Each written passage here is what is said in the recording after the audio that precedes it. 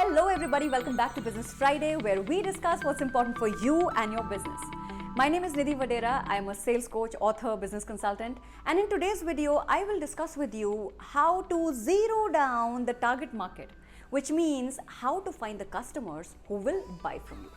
Last week, the focus was to understand your product, your service inside out. What are the features? What are the benefits? What are the advantages that you have to offer to your customers? And now that you have the right mindset to sell, you thoroughly understand your product or your service, you have to focus on finding the people who will buy from you. So let us begin the discussion by understanding the total available market. But before that, if you are new to this channel or if you haven't subscribed yet, please take out a few minutes to visit our homepage. I post 2 new videos every week, one on Tuesdays where I summarize a non-fiction book and one on Fridays where I discuss the nitty-gritties of business and sales. The purpose is to help you become more confident when you talk to others, when you run your own business or the way you lead your personal life. So quickly subscribe to the channel and hit the bell icon so that you get a notification whenever I post a new video. And now let's begin by understanding the total available market. Total available market in a nutshell means the entire market who you can potentially sell to. A lot of times I ask salespeople, I ask business owners, okay, so this is your product and you want to sell, but who are you planning to sell it to? And the reply I get is, it's useful for everyone, so anybody can buy it. Now, what I understand from their reply is that the entire world can buy what they have to offer. That is the total available market. The entire market that you think you can potentially sell to. But let's get real. Do you really think that the whole world will buy what you have to sell? You might be selling insurance policies, something as basic as a toothpaste or a car or a holiday package, but will everyone buy from you? No, right? Just like you may be the most eligible bachelor in your town, but would the whole town marry you? So is the case with selling. Therefore, you have to find those customers who have a higher chance of buying from you as compared to the others. And today, you are going to learn exactly that. You are going to learn how to zero down your target market from the total available market. Are you excited to learn? I am equally excited to teach, so let's get going. Now, for zeroing down your target market, the first step is to create a list of each and every person, okay? Each and every entity who you think can potentially buy from you. So please don't start filtering at this stage, just keep writing whatever comes to your mind. It could be individuals, it could be companies, it could be countries, so keep writing. Now once you create this list, which I'm assuming would be a fairly long list, the second step is to break down this big list into chunks, into categories. Now there's a way to do that which I will of course tell you later, but right now just focus on the flow. So you create the list, you break it down into categories, and the third step is to prioritize that list. Meaning, out of the categories that you have created, who would you approach first, then second, and then third? Let's be clear on one thing, that in one shot, you cannot sell to everybody, okay? Even if you think that your product is generic or everybody needs it. So if you truly want to increase your sales dramatically, you will have to find out people who would want your product, who would want your service. Tell me this. Have you ever failed in selling? I mean, forget about me. I have failed so many times, I don't even remember the count now. So just in case you also failed at some stage, what do you think was the reason?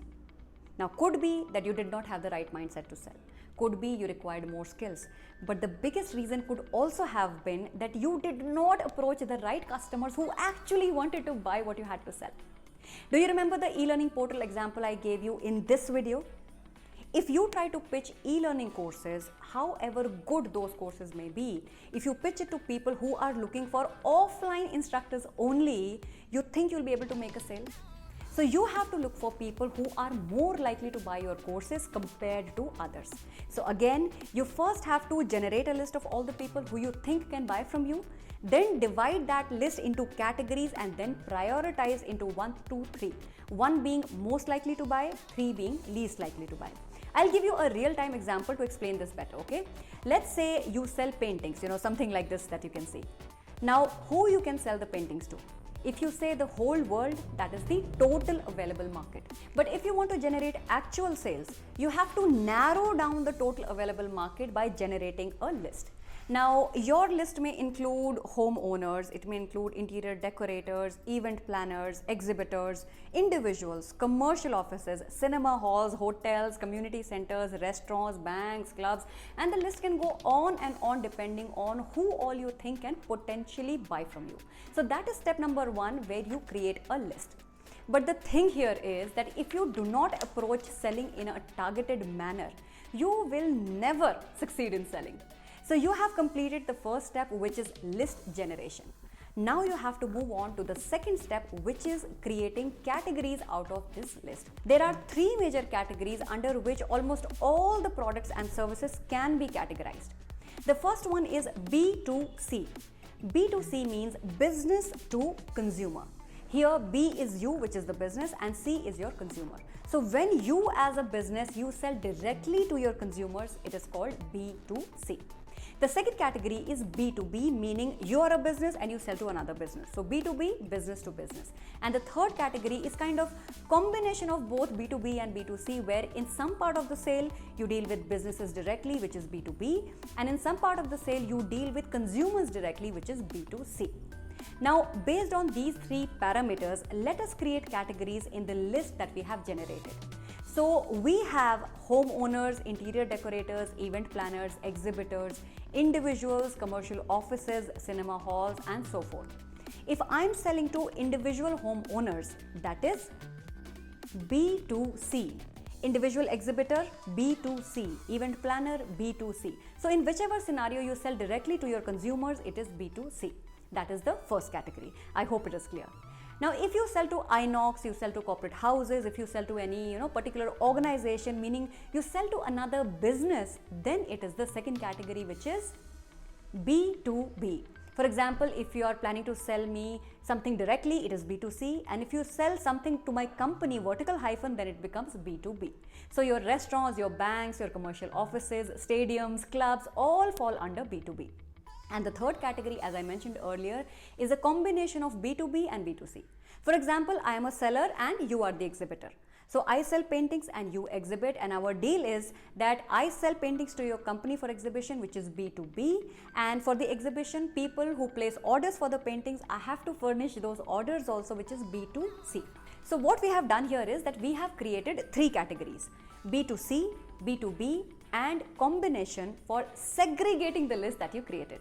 And now that you have the categories created, the third step is to prioritize it. Ask yourself that out of these three categories, where do you have the highest probability of selling?